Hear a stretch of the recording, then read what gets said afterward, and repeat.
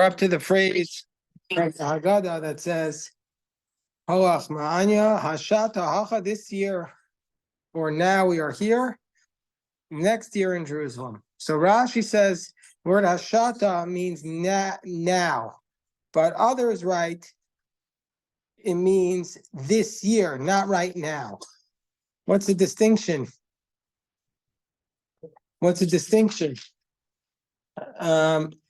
So let's see what this phrase means. Why do we have to say this year we are here?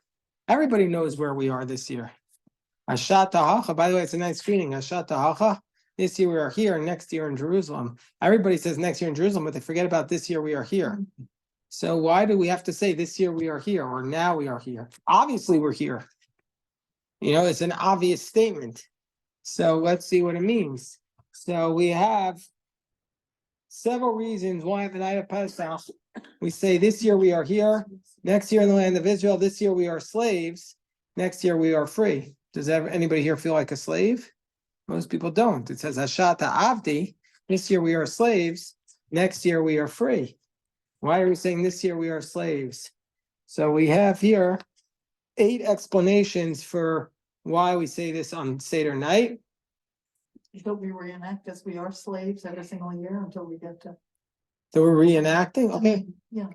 That's a good answer. Let's see. Let's go through the 8 answers. First, the Pirush Kadmon writes that since we started the Haggadah with this is the bread, Lachma, Anya, that our forefathers ate. So therefore, we've mentioned the pain of our forefathers. Therefore, we say we have to finish with words of comfort. We started by talking about the pain. We have to finish with words of comfort. Don't worry, it's not going to last. We'll get out of here. The Shiboi, answer number 2, writes that after we mention the Korban Pesach, which we're not able to do anymore, we say we have to comfort everybody because we don't want everybody to be depressed. We don't want to be, so sad. So even though now we're in exile, don't worry, next year God will take us out and we'll be able to eat the Korban Pesach together. The Rashbitz writes that this expression is a continuation of the phrase, let all who are needy come and eat, to be counted with the Korban Pesach. Okay, they say, okay, this year we don't have the Paschal lamb, next year we'll have it. So that's how basically everyone so far is reading it. Another answer, hello there. How are you? Gabriel Asher, Moshe, did you bring Ezra? Ezra was here.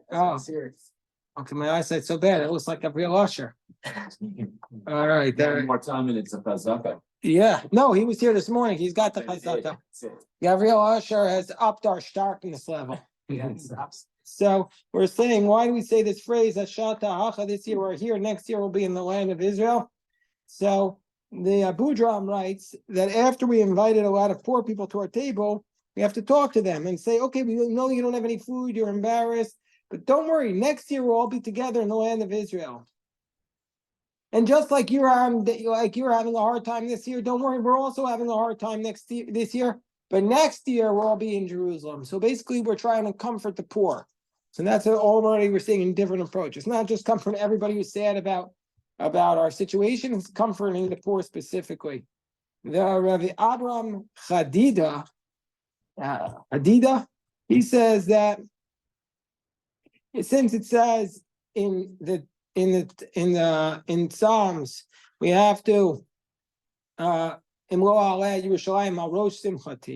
anytime we have a gathering of happiness, we have to mention Yerushalayim.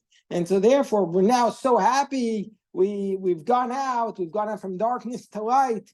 We're so joyous, and many people, they go for Pesach, they connect with their family, they connect with friends. It's a very festive time. We have to say no. We have to remember, we're not at the destination yet. We're still on the journey to where we're going. You have to remember that. So that's why we say next year in Jerusalem right at the beginning. Next year in Jerusalem. I have a memory when I was a boy, maybe around 7 or 8 years old. We had a Seder. It seemed like it took forever. And at that Seder, my grandmother, she was maybe in her late 80s. She still had the energy at the end to get up and dance next year in Jerusalem. Remember my Oma dancing. The Derech Amuna writes that that it's again talking to the poor people, but he's saying to the poor people, you look at me, I'm sitting here at the fancy hotel, the Pesach program, with Shweki and whoever, and you look at me and you think I got everything. No, I don't. Sorry. And you think I have everything? I'm still in exile. Next year, I don't want to be in the Pesach program in the fancy hotel in Palm Beach, Palm Springs, whatever. I want to be in Jerusalem. Now, let's hope people mean it when they say it. I'm still waiting for the Pesach program in Egypt.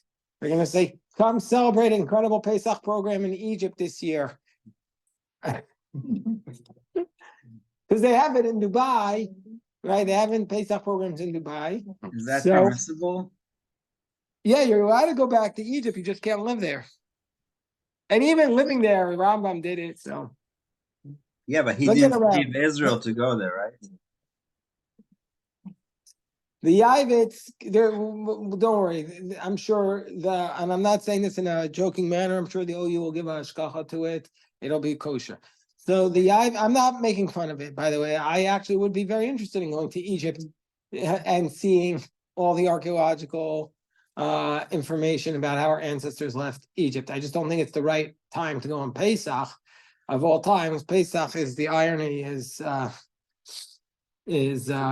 thick. When I was in my year in Israel, I Yeah. actually Dafka went to Egypt right before Pesach, Yeah. trying to make the exodus out of Exactly. Egypt. Exactly. Beautiful. Yeah, we should do a Pesach program right before. A pre-Pesach program.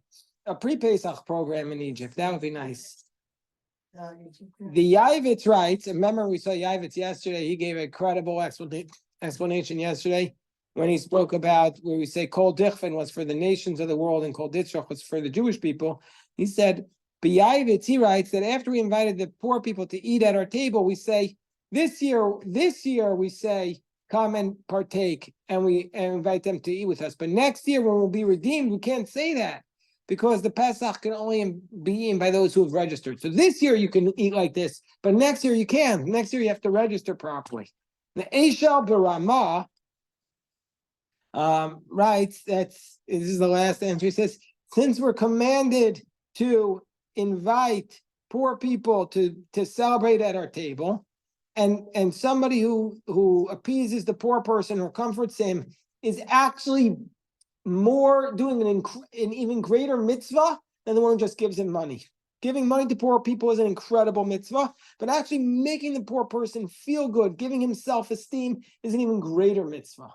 An even greater mitzvah. So therefore, the rabbi said, Lachma, Anya, this is the bread of our affliction that our forefathers ate, meaning to say, you don't have to be so poor, you don't have to be so upset about your poverty, because our fathers also ate the poor people's bread. And so at first they were in pain, and then they went out with a tremendous wealth. And also you're here, you're sitting on the table of others, but next year you'll be eating in the land of Israel, and you'll come to the Menucha and the Nachla. And just the opposite, I should be grateful for you because you're sitting at my table because Hashem delights in people who are helping the poor. And so you're helping me tremendously. Now we're still in exile, but in the merit of charity, we're going to be redeemed. No, can you pass the tissue box, please? It's in the merit of the charity that we're going to be redeemed. A beautiful idea by the Eshel B'Ramah. Okay. Now moving right along. We have another question. Why does it say this year we are here, but next year in the land of Israel? This year we are slaves, next year we will be free. Why the double expression? Why the double expression? So here we have only 10 different approaches. I'm sure there are actually a lot more, but in this tremendous Haggadah, there's only 10 approaches. The Ritva writes, it's just for emphasis. Okay, that's always probably the right answer. The Rashbats writes that first you ask for something small, and then you ask for something great. So first we ask that we can be next year in Israel, and afterwards we say that we'll be free. And by the way, this year of all years, we feel that need. It's not enough just to be in Israel. We need to be free. We need to have, live like free people in the land of Israel. The Kimcha Dav Shuna, I'm not sure who that is. correct writes that at first we were requesting them to be in the land of Israel and bring the Korban Pesach, but nevertheless, it's going the opposite way. Okay, even if we can't bring the Korban Pesach next year, at least we could be free. The Gra, the Vilna Gaon, writes the opposite way. First, he says, he switches it. Instead of saying next year in Israel, he says next year we'll be free, and then this year we were slaves, next year we'll be in the land of, or this year we're here, next year in the land of Israel. He switches it around because it's based upon a verse. Sion b'mishpat tifdeh ushaveh b'tzedakah. At first, Zion will be redeemed, and afterwards they'll return to it. And so, therefore, first we request a redemption, and afterwards we request that there will be redemption for Am Yisrael. The Midrash Haggadah and the Gvul Benjamin write that first that the people in Eretz Yisrael, they had a different Haggadah. In Israel, anybody ever celebrate the Seder in Israel? Do they say this phrase, L'shana haba ba'aretz Yisrael, next year in the land of Israel? They don't say it. They don't say it? I don't remember, it was 3 hours. I think that was the year I went from Egypt to Israel, so it was a long time ago, but I'm pretty sure they didn't say it. Well, yeah, I mean, it makes sense. Rabbi Yosef, when you celebrated your Seders in Israel, did you say this phrase? As far as I know, it's the same in every Haggadah. So I actually, in that context, I asked my rabbi in the second bracha before Shema, I asked him if we should say Kvemiyut be'artzenu instead of le'artzenu, and he said absolutely not. That's what the rabbis said, and you should just keep it the way it's written. And so anyway, this approach says that what happened was those who were in Babylon used to say in the time of the Haggadah when it was being written, those in Babylon said next year in Israel, and those in Israel said next year we will be free. And so our Haggadah combined the two. The Ma'aseh Nisim writes that there's a dispute in the Gemara. When will the children of Israel be redeemed? We will be redeemed in the month of Nisan, and according to Rabbi Eliezer, in Tishrei. So in the future, the exile will stop 6 months before the redemption. And so therefore, we're not sure if we think we're going to be redeemed in Nisan, or that's why we're saying this year we're here, or maybe next year in the land of Israel, that'll be complete redemption, like Rabbi Eliezer. So therefore we say both. We're standing in Nisan, but it's still in exile. So therefore we're saying next year in Tishrei, 6 months from now, we want to be free.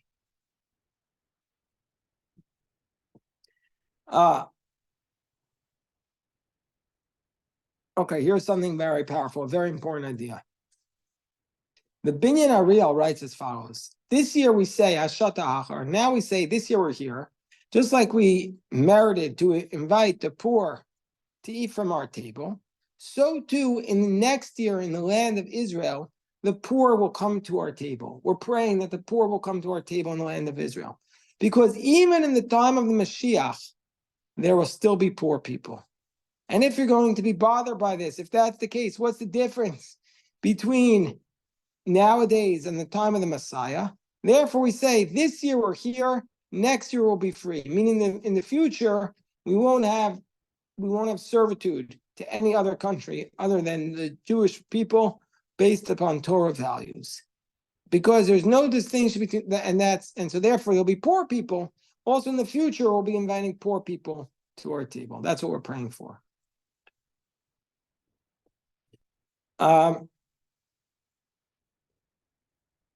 Okay.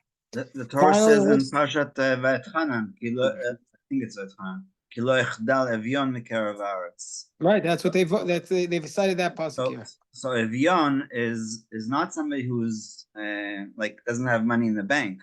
Evion is somebody who wants more than what they have, and they're always feeling like they don't have enough. And that's not ever going to stop because people are greedy. Right. Yeah, it's human nature. So the Chida gives a beautiful answer. I want everybody to hear this Chida. Tremendous answer. He says, what's the merit that we're going to get to finally get to the land of Israel? Because we're always yearning for the Mashiach, yearning for the being in the land of Israel. In the merit of us wanting it, that's how we get it. And so therefore we say, this year we're here, next year in the land of Israel, and that as a result of that, that's going to make us free.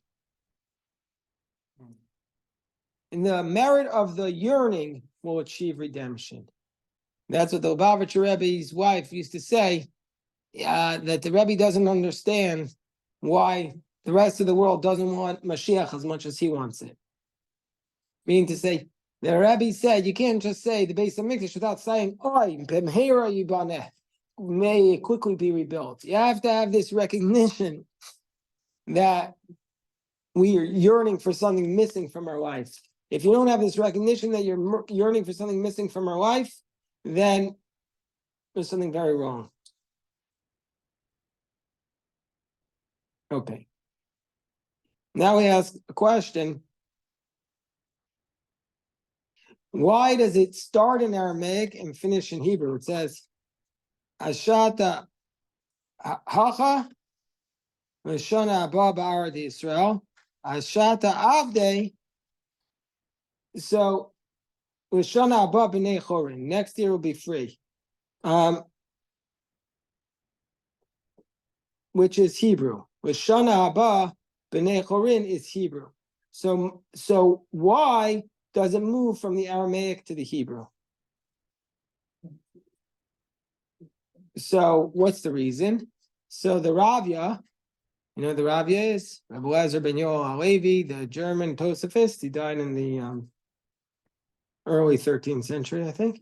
He writes that if you would say it in Aramaic, the nations of the world would hear us, and it'll be dangerous. They'll think we're causing a revolt. Rashi writes in Sefer Pardes that because it's a request to God that he takes us out, so therefore we say it in Hebrew so that the angels will understand. As we saw earlier, the angels don't understand the Aramaic. Okay. But anyway, that's something, it's something that people should be aware of, that we switch from the Aramaic to the Hebrew in the middle of one phrase. And I guess it's all of our goals that maybe we should start the Seder in English, but then at the end, we just maybe try to do like the last few minutes in Hebrew. I'll keep everyone quiet. Okay. So now we have the next question. This is a beautiful question. Why do we say next year will be free? Why don't we say this year will be free? Right? Why are we waiting? What is it with a song? We want Mashiach now. We don't want to say we want Mashiach a year from now. Right? So why does it say next year will be free? So Divrei Yoel, the Satmar Rebbe, I believe the Divrei Yoel is a Satmar Rebbe. Maybe you can look that up real quickly, Rabbi Yosef. I think it's the Satmar Rebbe, but the Divrei Yoel. Why he asked this question? And he says, what it means is that next year we'll be fulfilling the night of Pesach properly in the land of Israel. But of course, we don't want to wait a year for the redemption. And so that's his answer. Okay. Next point. The Sefer Anya Din, and this is the last part about Lachma Anya. He says the Admor of Satmar. The Admor of Satmar. Okay. He says, like when we were on the plane to Lezhensk, if you shout out Yaeli, 50 people turned around. 50 people named Yaeli on the flight. Okay. So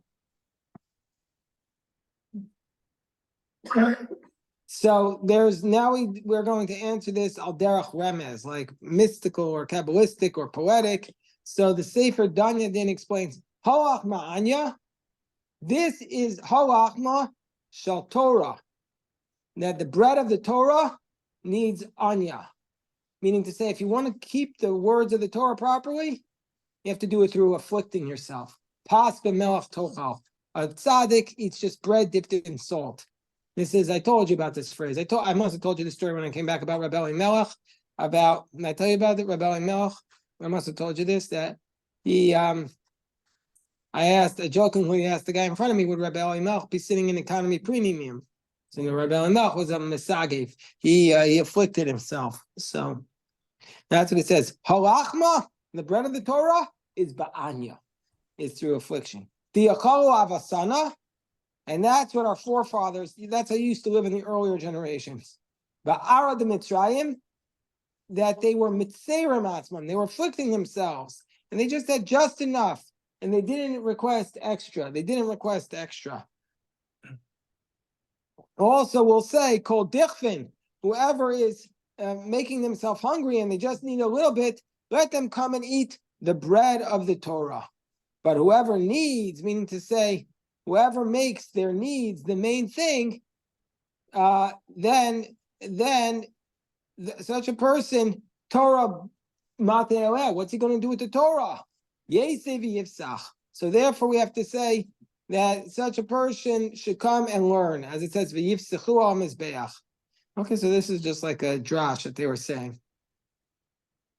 Another explanation is that halachma, when it comes to eating, we have to limit ourselves. Be like a poor person, eat a little. Like our forefathers ate in Egypt, that they would just eat very little. Halachma Anya, when it comes to food, before we're about to serve this meal, probably cost people several $100s. They splurged on a big brisket, a big corned beef, pickled deckle. And now, so we have to say, no, halachma Anya, diachalu avasana. When it comes to eating, eat a little bit like our forefathers used to eat in Egypt. Only eat when you're hungry. And not only that, even when you need to eat, dip a little, eat less. And yifsach means do everything for the purpose of the mitzvah. Okay. I think we've exhausted this discussion of halachma anya, so I hope you'll have time at your seder to get into it. But let me just do, I don't want to stop. So, but first we have 2 minutes and then we'll start. 2 minutes, it says, the lifting up of the plate. The lifting of the plate.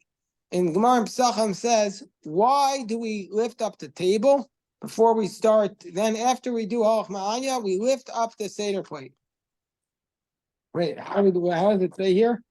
How does it say here? It says, hold on. It says here as follows. It says, hold on. Yeah, you lift up the seder plate when you say halachma anya. You lift up the seder plate. Why do we do this? So the Gemara Pesachim says, Lama okrin es hashulchan. Why do we lift up the table? So it says, Bei Rabbi Yanai, first answer, so that the children will recognize and ask. That's already in the Talmud. Abaye was sitting in front of Rabbah. Rabbah was Abaye's Rebbe. He raised him, and he saw that he was moving away the table. So he said to him, we still didn't eat, and you were moving the table. So Rabbah said to him, now Abaye was young. He said, you no longer have to ask manashtana, meaning to say the ultimate manashtana is to just ask questions. And so that's the main reason why we lift up the plate, is so that the children will ask. And because in the time of the Gemara, they used to actually remove the table. They all had their own table in front of them. But now that we don't have a table, that everybody's reclining together on one table, and it's a big pain to imagine removing the table. So there, all we do is lift up the plate. So the lifting in the plate is the equivalent of what they used to do, that they used to remove the table. Okay, so we're ready to daven? All right, yes, shakoach.